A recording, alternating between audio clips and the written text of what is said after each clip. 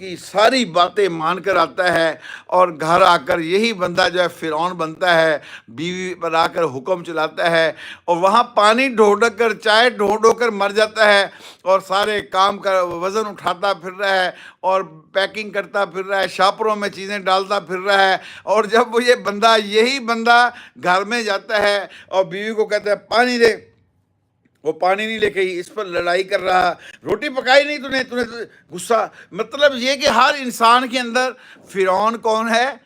نفس ہے میرا اور آپ کا، وہ اس کو امارہ نفس کہتے ہیں۔ تین نفس کے درجے ہیں۔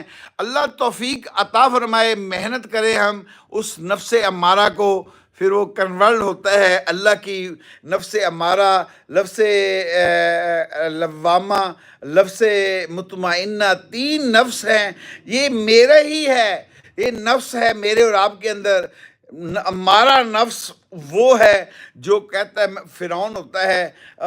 لوامہ نفس وہ ہے، کبھی رب کی مان لی، کبھی چھوڑ دی، کبھی گناہ کر لیا، کبھی چھوڑ لیا، کبھی نیکی کوئی کر لی۔ اور نفس مطمئنہ کیا ہے؟ نفس مطمئنہ ہے جس کو اللہ نے قرآن میں فرمایا ہے